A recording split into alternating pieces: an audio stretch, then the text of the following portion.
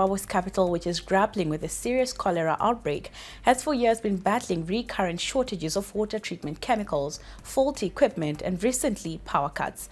The local authority says these are some of the reasons it has been failing to supply clean water to residents.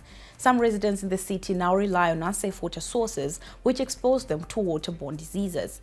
With the cholera outbreak on the city's stoop, authorities are looking for an urgent solution. With the city now the epicenter of the cholera outbreak, the water situation in Harare has once again come under spotlight. Residents in the city sometimes go as long as 2 weeks without water supply. Many are forced to turn to alternatives, some of which are not safe. For unserviced settlements like Amsterdam, south of the city, the situation is even worse. People here are forced to fetch water from shallow wells just a few meters from graves at Granville Cemetery.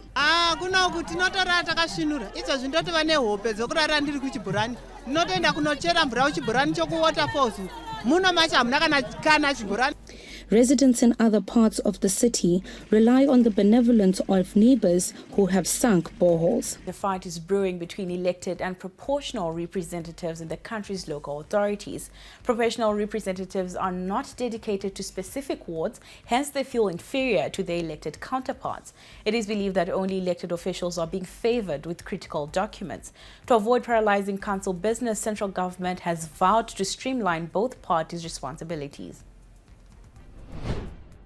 My ministry will soon come up with a framework that will clearly state the roles of women quota councillors vis-à-vis the ward councillors. It appears that in some cases there is a bit of that is not as clear, but we will make it clear. The European Union has commended its relations with Zimbabwe, adding that it will continue to support Zimbabwe's developmental aspirations as an equal partner. This was revealed by the EU's head of delegation in the country, Bernard de Cheval, who was speaking in the capital earlier today at an event to mark the end of a 5-year technical assistance program. Back in 2018, as part of the Zimbabwean government's engagement drive, officials sat down with the European Union to hammer out the modalities of a specialized program of cooperation, which would see Brussels extend technical support to local entities. The program would help grow small to medium enterprises, improve their capacity to export, and give them access to the EU market. One of the beneficiaries of the project, who grows bambara nuts, chili, and marula, said that the grant allowed their organization direct access to global markets. The access benefit sharing compliance for commercial exploitation of marula in Chibi district was a big highlight for us, where you are tapping this common property resource for commercial purposes, and you have got an institutional arrangement in place that says if you're going to tap marula, you need to plow in back so much of a percentage. Only one district achieved that, but we see that as a big achievement.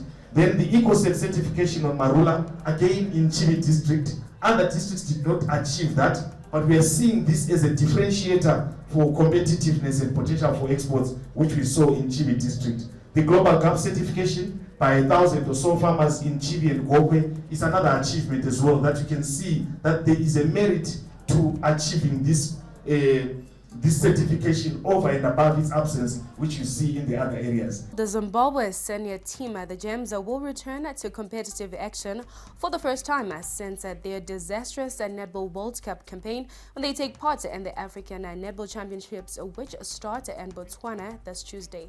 We get more in the following report. After a disappointing 13th place finish at the Netball World Cup in Cape Town earlier this year, the Gems will begin their road to redemption at the African Netball Championships in Botswana this week.